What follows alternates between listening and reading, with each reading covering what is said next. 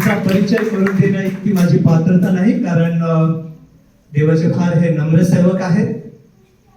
कालच्या दिवशी अहमदनगरमध्ये एका फॅमिलीमध्ये प्रार्थनेकरिता ते आले होते आणि मला देखील त्या ठिकाणामध्ये प्रार्थनेचं आमंत्रण होतं, म्हणून मी तिथे होतो आणि भेट झाली आणि फार आनंद झाला. आणि मग मी त्यांना विनंती केली की सर, तुम्ही 2 दिवस आणखी आमच्या अहमदनगरमध्ये तुम्ही थांबा, तुमची आम्हाला गरज आहे.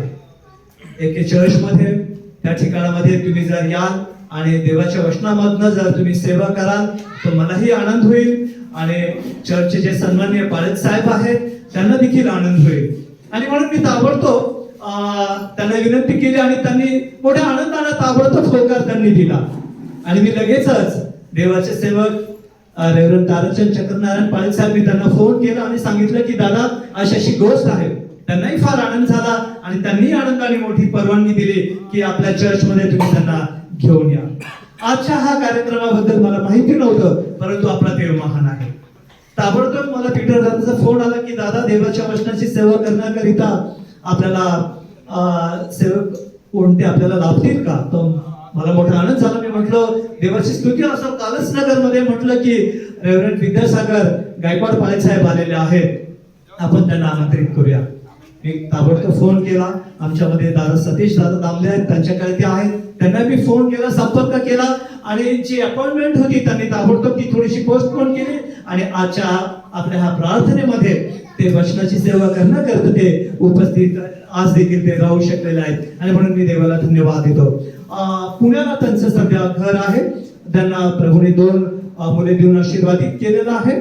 त्यांचा मुलगा एका IT कंपनीमध्ये तो जॉब करत आहे, मुलगी देखील जॉब करत आहेत, मॅडम घरीच आहेत. आणि सरांबद्दल सांगायचं झालं तर चर्च ऑफ द नाझरीन ह्या चर्चेस मध्ये त्यांची बहुतेक सेवा त्यांनी त्या ठिकाणामध्ये केलेली आहे आणि वेगवेगळ्या ठिकाणामध्ये प्रभू त्यांना घेऊन जात आहे आणि याही वयामध्ये प्रभू त्यांचा फार महानतेने उपयोग करून घेत आहेत. मला सांगायला आवडेल की अतिशय सुंदर देवाच्या वचनाचं शिक्षण अतिशय साध्या रीतीने ते उलगडा करून ते लोकांना सांगतात आणि लोक आशीर्वादित होतात. आणि म्हणून आज मला विश्वास आहे की आज देखील प्रभू त्यांच्याद्वारे आम्हा सर्वांना आशीर्वाद देणार आहे. विशेष करून जॉन आणि लियासाठी प्रभूचा एक विशेष स्पेशल मेसेज त्यांना मिळणार आहे. आणि म्हणून मी विनंती करत आहे की रेव्हरंड विद्यासागर गायकवाड पाळत साहेबांना की त्यांनी पुढे यावं आणि देवाच्या वचनामधनं आम्हाला त्यांनी मार्गदर्शन करावं. ते येत असताना आपण जोरदार टाळी वाजवून प्रभूच्या नावावर आपण धन्यवाद देऊ.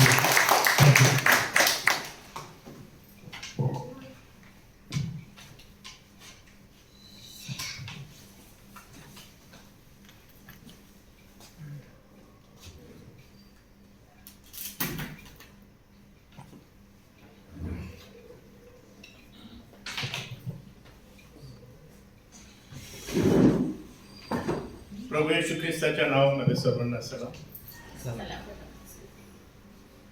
अनपेक्षित रीतीने प्रभूने ही संधी मला दिली तुमच्या समोर येण्याची, त्याचं वचन घेऊन. याबद्दल मी सर्वप्रथम त्याला धन्यवाद देतो आणि त्याचप्रमाणे भगवान पाळक साहेब आणि तुम्ही सर्व त्याला मान्य झालं याबद्दल मी देवाचे आभार मानतो, तुमचे पण आभार मानतो. प्रथम मी एक गोष्ट सांगू इच्छितो, ते घड्याळ फार पुढं आहे, तिकडं पाहू नका.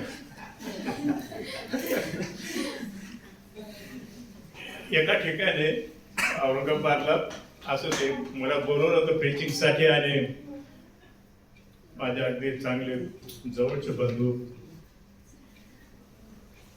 त्यांनी माझी प्रस्तावनाच केली, म्हणजे हे 1 तास बोलत असतात. मला जरा शॉकिंग वाटलं. म्हटलं बा आधीच सांगितलं तर ते जातील उठून बसणार नाही.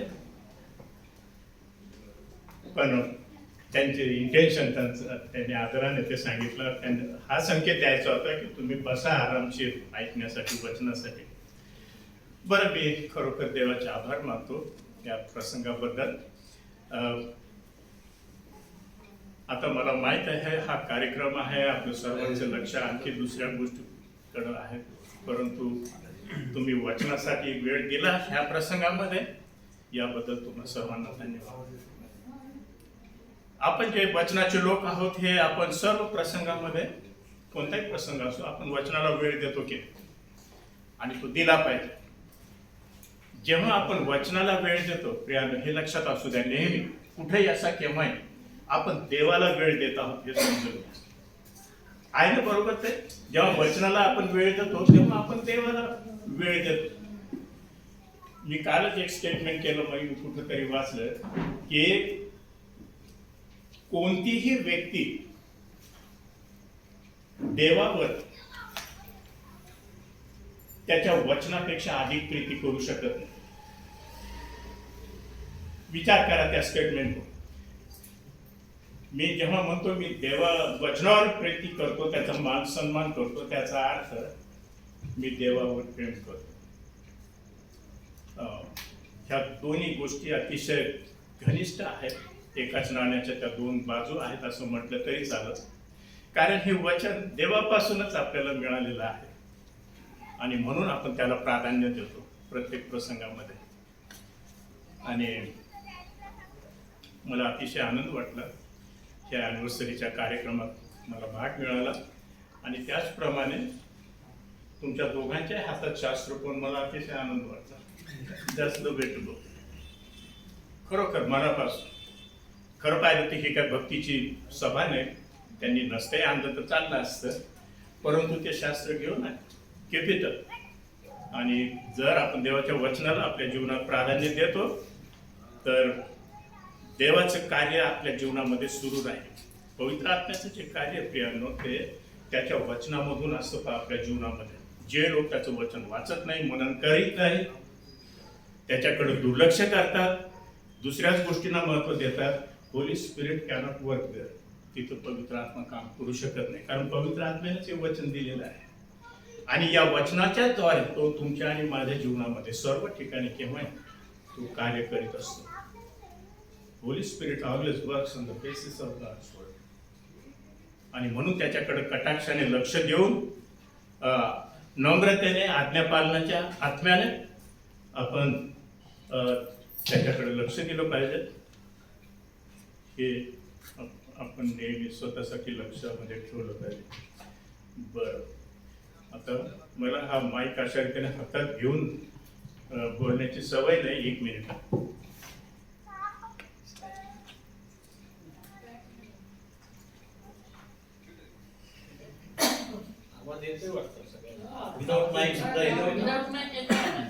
बरं पण मी माईक वापरणार नाही आणि सापडलं पाहिजे ना.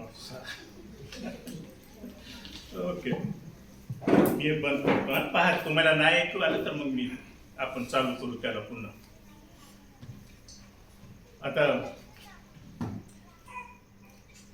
आपण ठराव करू किती वेळ आहे मला.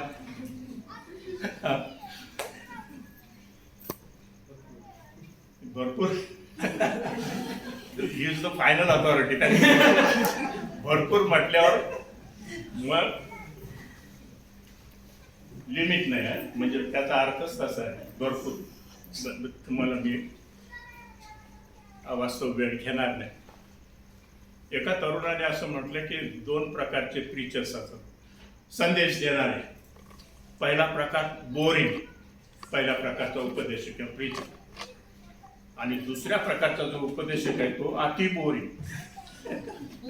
हे दोनच प्रकार आहेत म्हणजे त्यांच्या. एक बोरिंग आहे दुसरा अति बोरिंग आहे. तर तुम्ही ठरवा मला कोणत्या तुम्हाला टाकायचं. एनिवे आपण देवाच्या वचनाकडे लक्ष देऊ. अतिशय सोपा अतिशय परिचित अशा प्रकारचा शास्त्रभाग मी आज निवडलेला. येतं का ब्रदर माझा आवाज शेवटपर्यंत. तर आपण त्याच्यावर थोडा वेळ मनन करू.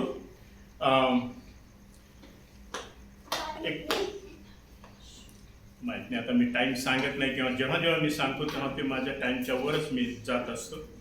परंतु जर अति बोर व्हायला लागलं तर कोणीतरी मोठ्याने आमेन म्हणा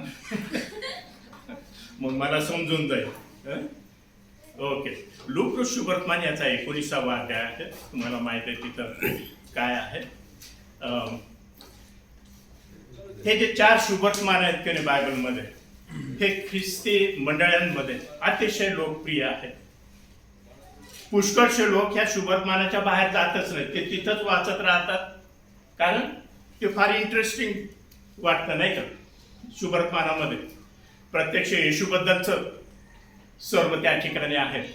तो कसा जन्माला आला, त्याने मग काय केलं, त्याची मिनिस्ट्री, त्याची सेवा, आणि शुभवर्तमानाचा जो गाभा आहे त्याचं मरण आणि पुनरुत्थान, इथं हे शुभवर्तमान संपतं, तिथं त्यांचा शेवट होतो. म्हणून आपल्या विश्वासाचा किंवा आपल्या सुवार्तेचा गाभा त्याच्यामध्ये आहे, आणि म्हणून ते वाचायला आणि येशूने जे सर्व केलं ते समजून घेण्यासाठी लोक नेहमीच उत्सुक असतात. तर आज आपण ह्या शास्त्र भागामध्ये 19वा अध्याय 1 ते 10 ही जी वचनं आहेत, या ठिकाणी जक्कायाबद्दलच वृत्तांत आहे. जक्कायाबद्दलचा वृत्तांत आहे. आता जक्कायाबद्दलची जी गोष्ट आहे आपण लहानपणापासून ऐकलेली आहे नाही का. काय सांगता येईल जक्कायाबद्दल आपल्याला? 1-2 पटापट. ठेंगणा होता, झाडावर चढला, देव बापाला बघायला नाही, येशू नेवर माइंड, येशू देवच होता की. ठेंगणा होता, झाडावर चढला, त्याला बघण्यासाठी जकातदार होता असं सांगितलेलं आहे. आणखी काय सांगता येईल? पैसे लुबाडणारा होता, श्रीमंत होता. श्रीमंत होता, आणि अधिकारी होता मोठा, म्हणजे अधिकारी माहित नाही, पण त्याला समाजात काही स्टॅटस होतं का? नाही, अजिबात नाही. He was an outcast. जरी तो यहुदी होता तरी हा रोमी लोकांसाठी काम करीत असल्या कारणाने आणि त्यांना लुबाडणारा असल्या कारणाने, डिसऑनेस्ट असल्या कारणाने ते त्याचा अधिकच द्वेष करीत होते, आणि त्याला समाजात काहीच स्थान नव्हतं. रोटी बेटीचा व्यवहार त्याच्याशी होत नव्हता. पण ही डिडंट माइंड. कारण काय?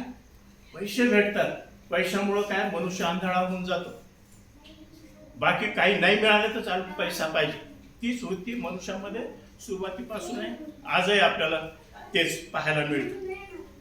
तर हा मनुष्य जो आहे हा अतिशय म्हणजे सोसायटीमध्ये ज्याला काही स्थान नाही, अगदी कॅरेक्टरलेस, करप्ट, आणि अशा रीतीने यहुदी लोकांवर सत्ता करणारे हे जे रोमी लोक होते, यांची नोकरी करणारा, यांच्या परत ते टॅक्स पोहोचवणारा आणि वाजवीपेक्षा जास्त टॅक्स देऊन मग म्हणतात आपल्या खिशात घालणारा, अशा रीतीचा हा अतिशय करप्ट मनुष्य होता. नो सोशल स्टॅटस, अशा रीतीचा हा मनुष्य होता. मग या वृत्तांताच्या आधारावर आपण काही गोष्टी पाहणार आहोत थोडक्यामध्ये. मी वाचतो हा शास्त्रभाग, कृपा करून लक्ष द्या याच्याकडे. वाचताना मी हे ऑन करतो म्हणजे सर्वांना चांगलं ऐकता येईल. तो यरीहोत प्रवेश करून त्यातून तो यरीहोत प्रवेश करून त्यातून जात होता, तेव्हा पहा जक्काय नावाचा कोणी एक मनुष्य होता. तो मनुष्य जकातदार असून श्रीमंत होता. त्याने येशू कोणता आहे हे पाहण्याचा यत्न केला, पण गर्दीमुळे त्याचे काही चालेना, कारण तो ठेंगणा होता. तेव्हा तो पुढे धावत जाऊन त्याला पाहण्यास उंबराच्या झाडावर चढला, कारण त्याला म्हणजे येशूला त्या वाटेने जावयाचे होते. मग येशू त्या ठिकाणी येताच दृष्टी वर करून त्याला म्हणाला, जक्काया त्वरा करून खाली उतर, कारण आज मला तुझ्या घरी उतरावयाचे आहे. तेव्हा त्याने त्वरेने खाली उतरून आनंदाने त्याचे आगत स्वागत केले. हे पाहून सर्व लोक हा पापी मनुष्याच्या येथे उतरावयास गेला आहे अशी ते करू लागले. तेव्हा जक्काय उभा राहून प्रभूला म्हणाला, प्रभूजी, पहा मी आपले अर्धे द्रव्य दरिद्र्यास देतो, आणि कुभांडाने कोणाचे काही घेतले असेल ते चौपट परत देतो. येशूने त्याला म्हटले, आज या घराला तारण प्राप्त झाले आहे, कारण हाही अब्रामाचा पुत्र आहे. मनुष्याचा पुत्र हरवलेले शोधावयास व तारावयास आला आहे. मी आपल्या समोर 3 गोष्टी मांडणार आहे त्या शास्त्र भागाच्या आधारावर. पहिली ही आहे की कोणीही इतका तळागाळाला गेलेला मनुष्य नाही किंवा व्यक्ती नाही की ज्याचं तारण होऊ शकत नाही. तारण म्हणजे काय? ज्याच्या पापांची क्षमा होऊ शकत नाही, जो येशूकडे येऊ शकत नाही, असा कोणीच मनुष्य नाही. तुम्ही कोणी असाल, किती घोर अपराधी क्रिमिनल जरी असला तरी तो नेहमी येशू ख्रिस्ताच्या क्रूसाच्या सावलीमध्ये आहे. He is in the shadow of the cross. म्हणून यावर आपण थोडा वेळ विचार करू. हा यहुदी होता, परंतु हा आउटकास्ट होता, ह्याला समाजात काहीच स्थान नव्हतं. यहुदी लोक त्याचा द्वेष करीत होते. आता या ठिकाणी आपण वाचले की जेव्हा येशू त्याच्या घरी जायला निघाला तेव्हा ते काय करू लागले? कुरकुर करू लागले. माझ्याजवळ हे जुनं शास्त्र आहे बरं का, म्हणजे तुमच्याजवळ जे नवीन वर्जन आहे त्याच्यात थोडे शब्द मागे पुढे वेगळे असू शकते. तर ते कुरकुर करू लागले.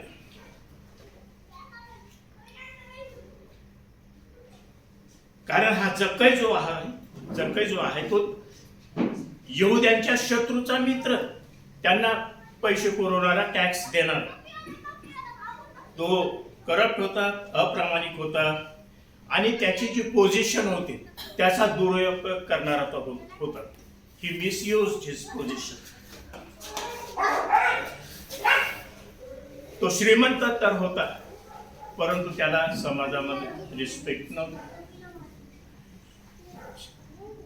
पैसा जो आहे मनुष्याला एखाद्या दुसऱ्या बऱ्याच गोष्टी तो देऊ शकतो, पण पैसा जर कुभांडाने कमवलेला आहे तर त्याला रिस्पेक्ट नाही मिळत. भले हाजी करणारे त्याच्यासमोर लोक असतील, परंतु मनामध्ये त्या मनुष्याबद्दल त्यांना रिस्पेक्ट नाही. येशूने एकदा बोलताना असं सांगितलं, मत्तई 19:24 मध्ये, की उंटाला सुईच्या नेड्यातून जाणं सोपं आहे, परंतु श्रीमंताला देवाच्या राज्यामध्ये जाता येत नाही. बायबलमध्ये अनेक वेळेला श्रीमंती ही मनुष्याच्या आध्यात्मिक जीवनामध्ये आडकाठी येऊ शकते हे वारंवार सांगितलेलं आहे.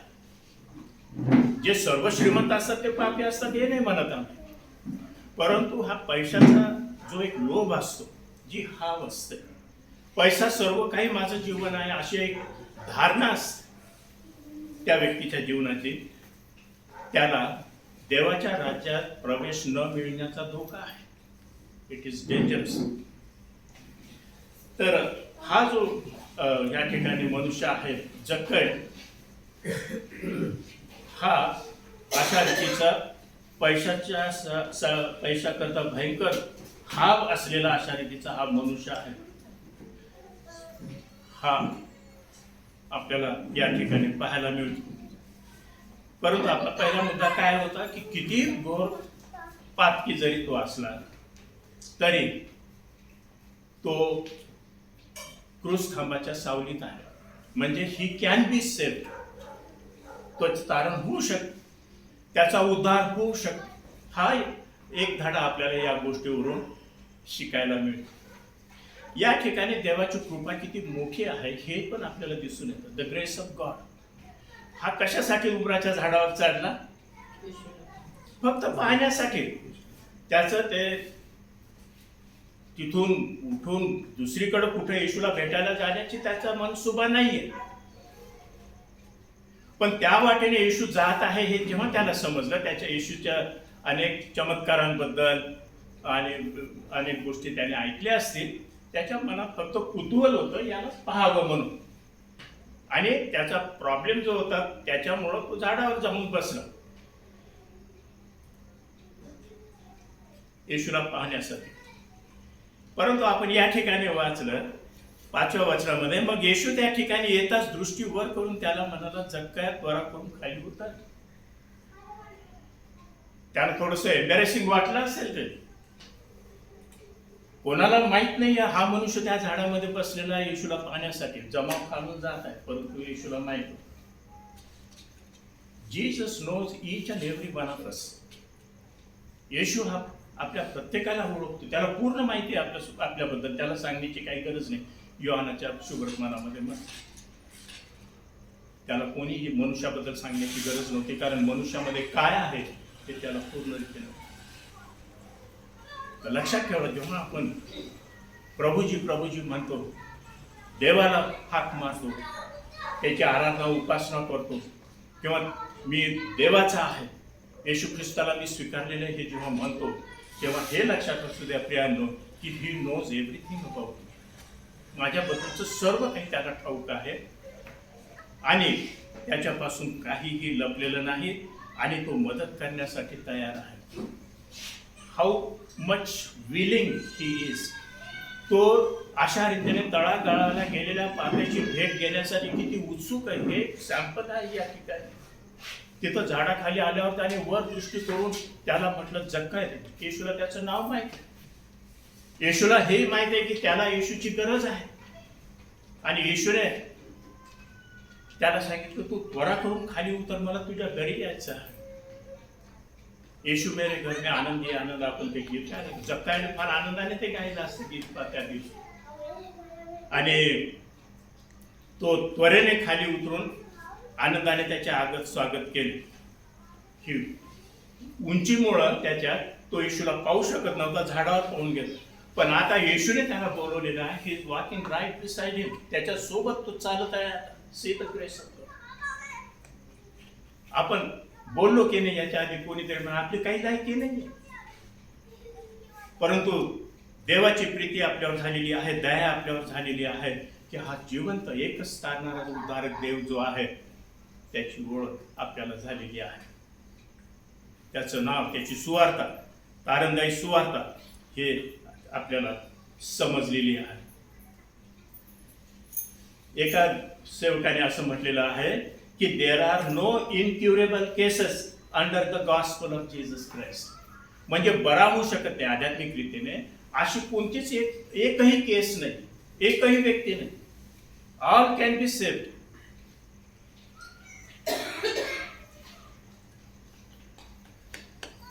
तर या ठिकाणी देवाची कृपा आपल्याला दिसून येते. एका बाजूला हा जक्कय आहे, दुसऱ्या बाजूला देवाची महान कृपा आहे. दुसरा मुद्दा, लहान गोष्टी किंवा किरकोळ वाटणाऱ्या गोष्टींमधून देखील देव एखाद्या पाप्याला त्याच्याकडे वळवून घेऊ शकतो. Small insignificant things can turn a sinner around towards the cross of Christ. म्हणून काय याचा अर्थ आहे की जरी क्षुल्लक वाटणाऱ्या गोष्टी असल्या, परंतु त्या जरी देवाच्या नावामध्ये आहे, येशू ख्रिस्ताच्या नावामध्ये आपण जर करतो, तर देव ती गोष्ट घेऊन त्याचं महान उद्धाराचं कार्य त्या व्यक्तीच्या जीवनामध्ये करू शकतो. ह्या ठिकाणी जक्कायच्या जीवनामध्ये फक्त थोडीशी क्युरियासिटी होती, एक कुतूहल होता, कोण आहे येशू ज्याच्याबद्दल मी इतकं ऐकलेलं आहे. बस एवढंच. त्याला फक्त त्याला पाहायचं होतं आणि पुन्हा वापस त्याच्या जॉबवर तिकडे कामावर जायचं होतं.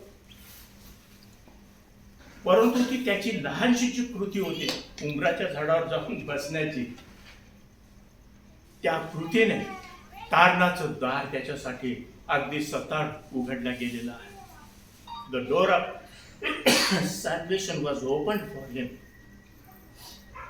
Small insignificant things.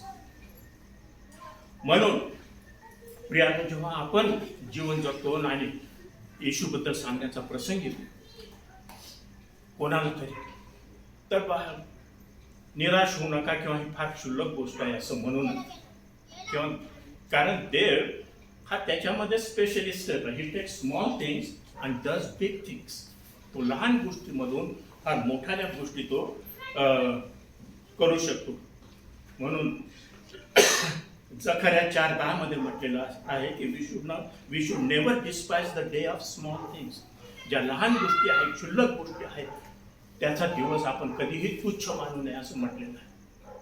कारण देव अशाच गोष्टींमधून कार्य करीत असतो.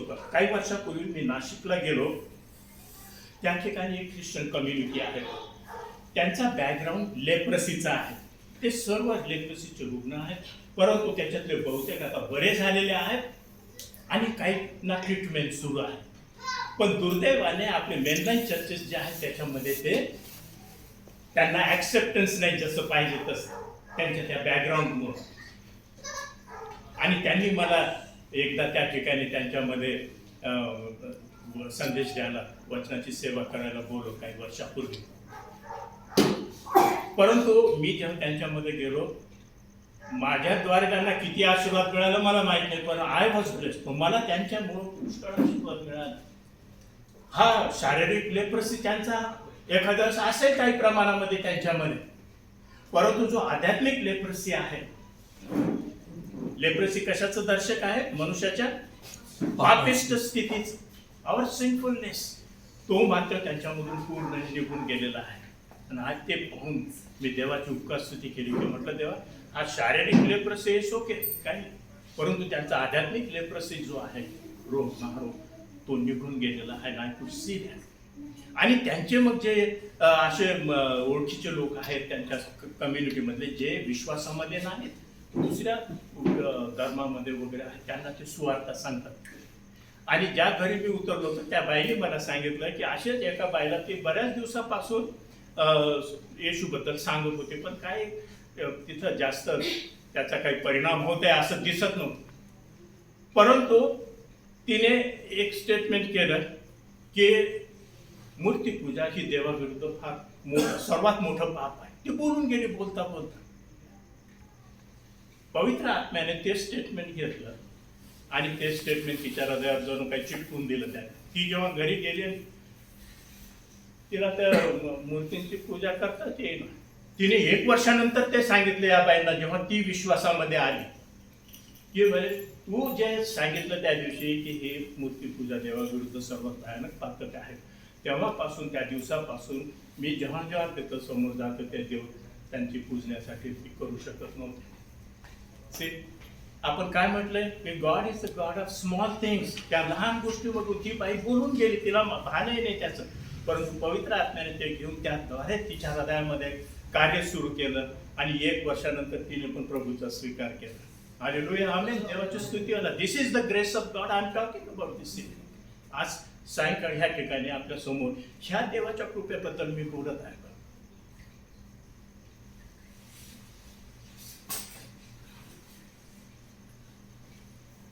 एक मिशनरी येऊन गेला रेनॉल्ड्स मेमोरियल हॉस्पिटल वाशिम मध्ये, चर्च ऑफ द नॅझरीनचं. वाशिम माहिती आहे का कुठे? अकोल्यापासून एक 80 किलोमीटरवर आहे. तिथं मिशन दवाखाना आहे.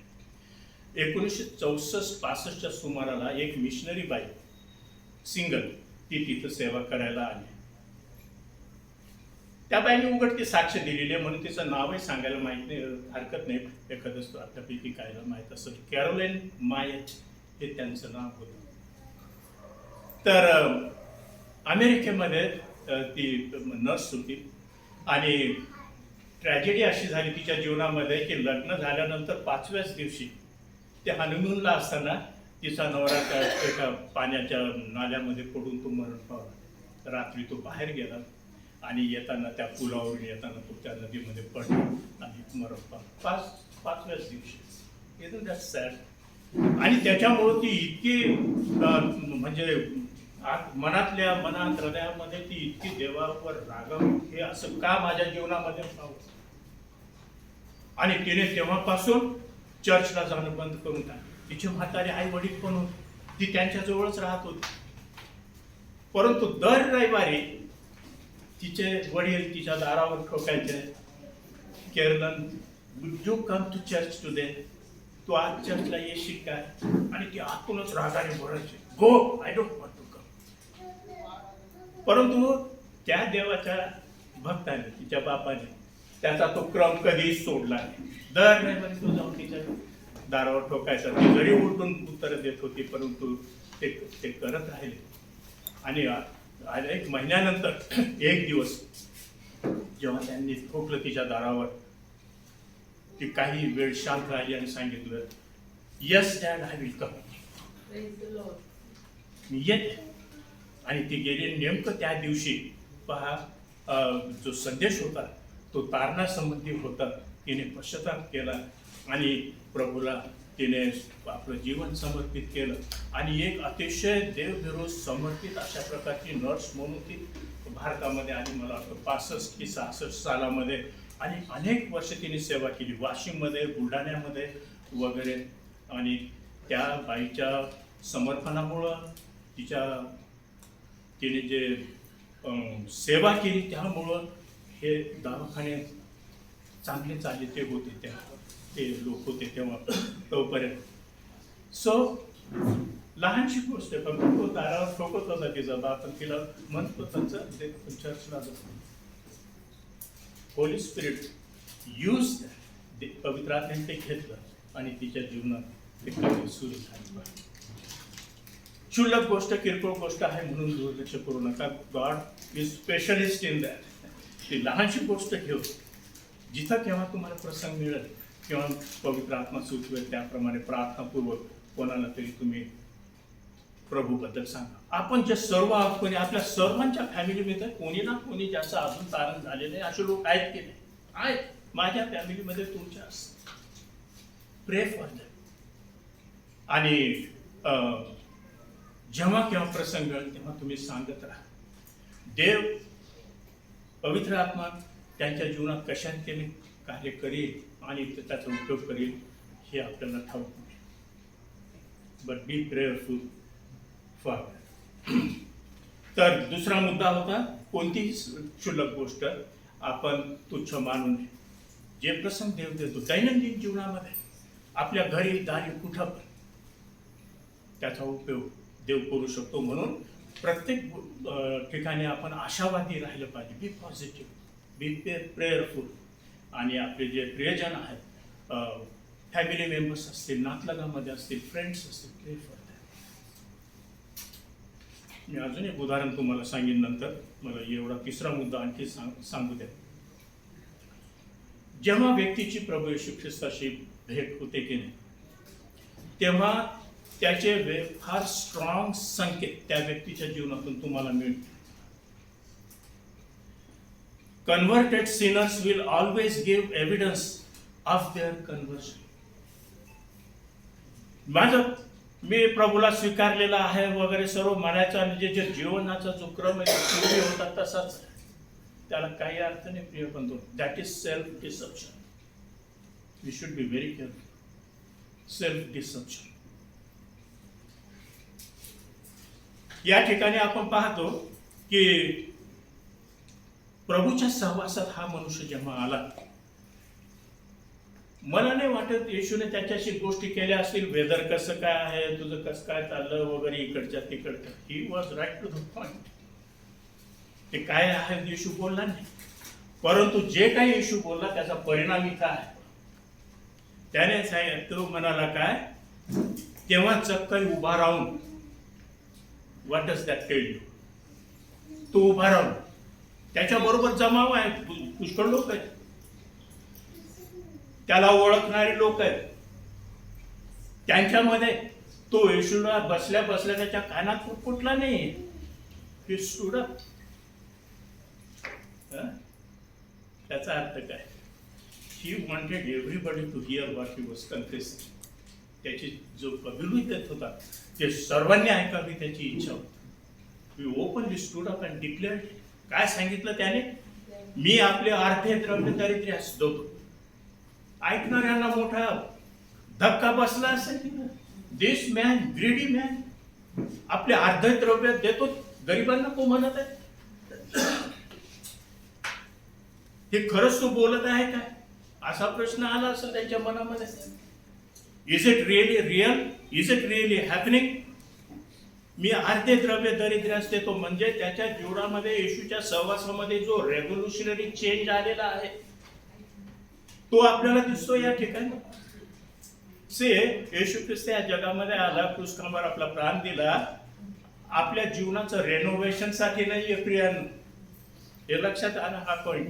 रेनोव्हेशन साठी नाही, थोडी डागडुजी दुरुस्ती करण्यासाठी तो आला नाही. ही केम फॉर कम्प्लीट ट्रान्सफॉर्मेशन. पूर्ण बदल करण्यासाठी तो या जगामध्ये आलेला आहे. आणि म्हणून संत पाऊल दुसऱ्या कोरिंथियस पत्राच्या 5व्या अध्यायात म्हणतो, जुने पहा ते सर्व होऊन गेले, पहा सर्व काही नवीन आहे. We are a new creation in Jesus Christ. जी जगाच्या जीवनामध्ये या ठिकाणी आपल्याला होत आहे हे दिसून येतं. आणि कुभांडाने कोणाचे काही घेतले असेल, he knows he has taken. त्याला माहिती मी हे केलेलं आहे म्हणून. He is confessing. पवित्र आत्म्याचं कार्य ह्या जगामध्ये कोणतं कार्य आहे? पापाबद्दल टोचणी देणे. तुम्ही यॉन सुवर्तमानात वाचून पहा. ही केम टू कन्व्हिक्ट अबाउट सिन. आज पवित्र आत्म्याच्या नावामध्ये लोक काय काय गोष्टी करून राहिले, पण शास्त्रामध्ये आपल्याला सांगितलेलं आहे तो पापाबद्दल खात्री करून देण्यासाठी, म्हणजे टोचणी देण्यासाठी. कन्व्हिक्शन हा शब्द आहे इंग्रजीमध्ये, टोचणी देण्यासाठी आणि न्यायाबद्दल जाणीव करून देण्यासाठी तो आलेला आहे. धार्मिकतेबद्दल आणि न्यायाबद्दल. That is the work of the holy spirit. आणि ते त्याच्या जीवनामध्ये या ठिकाणी होत आहे हे आपल्याला दिसून येतं. कुभांडाने कोणाचे काही घेतले असेल, मी ते नुसतंच वापस करत नाही. I will give it back four fold. What a change. लोकांना लुबाडणारा, अर्धे गरिबांना दिल्यानंतर जे राहील त्याच्यातलं मी वापस देतो. ज्यांचं मी घेतलेले त्याला माहिती आहे कोणाकडून घेतलेले, त्याने मी चौपट वापस देतो. His loyalty is completely shifted now from money to the living God, Jesus Christ. Has that happened in your life and my life? That is the question. लोक कधी कधी त्यांची धार्मिकता दाखवण्यासाठी पुष्कळ वेगवेगळ्या प्रकारचे ते प्रयत्न करतात किंवा गोष्टीमध्ये असतात. मी चर्चला जातो, मी दशांश देतो, मी भाग घेतो सर्व ऍक्टिव्हिटीज मध्ये. प्रियानो ते चांगलं आहे, पण त्याच्याने उद्धार होत नाही, तारण होत नाही. It is in the blood of Jesus Christ shed on the cross. कधी कधी काही लोक काही जे रिलिजियस स्टेटमेंट्स राहतात धार्मिकतेच्या शास्त्रामधून, तुम्ही कधी ऐकलं का लोक म्हणजे येशू फार लवकर येणार आहे. माझ्या मनामध्ये प्रश्न येतो की तू आहे का मग काय. पण एक ढोंग दाखव करण्यासाठी तुम्ही त्या लुकाच्या सुवर्तमानामध्ये 18व्या अध्यायामध्ये मला असं वाटतं त्या ठिकाणी 16व्या, त्या मला पाहायला वेळ नाही पाहिजे, त्या ठिकाणी ती जेवणावर दिली एका धन्याने, श्रीमंत मनुष्याने, आणि सांगितलं की तो आता बोलून घेऊन ये ज्यांना आमंत्रण दिलेलं. तो माहिती ना दाखला आपल्याला आठवतो. तो दाखला येशूने काय दिला माहिती आहे का? किंवा एकाने, पुरुषातील एकाने येशूला म्हटलं की जो देवाच्या राज्यात अन्न खाईल तो धन्य. व्हेरी स्पिरिच्युअल स्टेटमेंट आहे ना. देवाच्या राज्यात जो अन्न खाईल तो धन्य. येशूने त्याला तो दाखला देऊन सांगितलं की ते ठीक आहे, पण तू नाही राहणार तिथे. आणि त्याने तो दाखला दिला की संध्याकाळची मेजवानी झाली. तो यहुदी लोकांना उद्देशून दिलेला दाखला आहे. एकाने म्हटलं मी शेत विकत घेतलेलं आहे, एक म्हणाला मी बैलाच्या 5 जोड्या विकत घेतलेला आहे, आणि एक म्हणाला आय हॅव जस्ट मॅरिड. आणि मग ठीक आहे ना, लग्न केलं काय वाईट नाही, देवाची स्थापन केलेली आहे. तू येईल तिला येऊन ये. नाही मी नाही येऊ शकत. अशा रीतीने त्यांनी सबबी दिल्या. Y they didn't come. प्रश्न येतो की इतकी मोठी मेजवानी संध्याकाळची, इतका मोठा तो धनी आहे, त्याने तुम्हाला आधी इन्व्हिटेशन देऊन तुम्हाला सांगितलेलं आहे, इन्फॉर्म यू अग्रीड, आणि आता ते येत नाही. शेत रात्री पाहत नसतात, दिवसा पाहत. बैलाच्या जोड्यात त्याला त्याची ट्रायल घ्यायची होती, ते दिवसाचं काम. बायको केली, very good. That cannot be the excuse. अशी एकही सबब नाही की ज्याच्याद्वारे आपण म्हणू शकतो मी देवाला मानत नाही की मी येत नाही. There is no excuse. त्यांनी का त्या सबबी दिल्या? लंगडी सबब म्हणतो त्याला, lame excuses. They did not want to. That was it at the bottom line. त्यांची येण्याची इच्छा नव्हती. आणि मग त्या दाखल्यामध्ये सांगितलेलं की जो धनी तो फार रागवला, फॉर अ गुड रिझन. इतकं मोठं आमंत्रण, इतका मोठा हा प्रसंग, इतकी मोठी त्यांना दिलेली ऑफर, दे रिजेक्टेड. आणि मग काय सांगितलं त्या धन्याने, जाऊन बोलावं ना दुसऱ्यांना, माझं जे घर आहे ते भरलेलं पाहिजे या ठिकाणी. त्यांनी सांगितलं, आम्ही सांगितलं अजूनही जागा. येशूने, म्हणजे त्या दाखल्यामध्ये येशूने सांगितलंय की तुम्ही कुंपणापर्यंत जा आणि त्यांना आग्रह करून घेऊन या. सर्व जे भेटते त्यांना तुम्ही घेऊन या. What a grace of God. Piano. काही लोक तारणाचं द्वार जे आहे ते न्यारो करण्याचा प्रयत्न करतात. Only few are elected for salvation. Not everybody. तुम्ही ऐकलं का कधी डॉक्टर त्याच्यावर विश्वास ठेवू नका. It's not true. God wants everybody to be saved. ते मग त्याच्या पत्रामध्ये पावलाने ते सांगितलेलं आहे. त्याची इच्छा अशी आहे की सर्वांचे तारण व्हावे. दुष्टाच्या मरणामध्ये त्याला आनंद नाही. पाप्याने पश्चाताप करावा, तो त्याच्याकडे यावं, त्याने याच्यामध्ये त्याला आनंद मिळावा. वी सर्व दॅट गॉड. बरं, या ठिकाणी मग आता लोक 7व्या वचनामध्ये कुरकुर करत होते.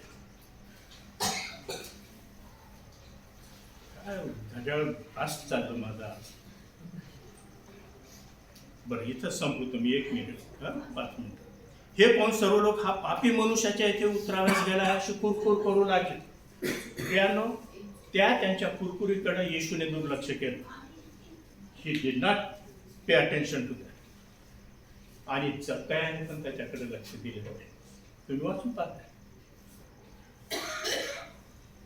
अडथळे येतील, सैतान अडखळणारे, टीका होईल. तुम्ही एखादं चांगलं करायला जात असताना मंडळीमध्ये किंवा दुसऱ्यासाठी टीका होईल. तुमचे जे इंटेन्शन्स आहेत त्याच्यावर आक्षेप घेण्यात येईल, त्याच्याबद्दल डाऊट किंवा संशय व्यक्त करण्यात येईल. Don't mind that. Leave it in his hand. जे महत्वाचं आहे त्याच्यावर लक्ष असू दे. परंतु येशूने ते टाळलं त्यांना त्याच्याबद्दल बोलण्याचं, कारण त्याच्यापेक्षा अधिक महत्वाच्या गोष्टी जक्कयाबद्दल बरोबर त्याला बोलायच्या होत्या. He wanted to share and discuss some more important things about the kingdom of God, things about the salvation of his own salvation and sinfulness. आणि त्याच्या संदर्भामध्ये मग येशूने त्यांना ताबडतोब उत्तर देण्याचं टाळलं. पण ते टाळलं फक्त थोडा वेळ पूर्व. त्याचं उत्तर त्याने शेवटल्या वचनात दिलेलं आहे आणि क्लोज देत. मनुष्याचा पुत्र हरवलेले शोधावयास व तारावयास आलेला आहे. तुम्ही कुरकुर करताय काय? I came for this reason, the same reason, to save sinners. आणि त्यांच्या समोर येशूने त्या जक्कयाबद्दल स्वतः साक्ष दिली की आज या घराण्याला तारण प्राप्त झालेलं. घराण्याला, प्रियानो, हा ख्रिस्ती मंडळीच्या इतिहासामध्ये हा अनुभव आहे ख्रिस्ती मंडळीचा की जेव्हा फॅमिलीतली एक व्यक्ती प्रभूकडे येते त्याच्या घरातले दुसरे पण येतात. That is always the true. त्याची स्पिरिच्युअल प्रिन्सिपलच आहे असं म्हटलं तरी चालेल.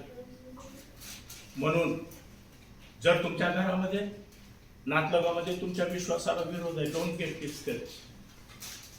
देव तुमचा उपयोग त्यांना क्रूसखांबापर्यंत आणण्यासाठी करून घेईल.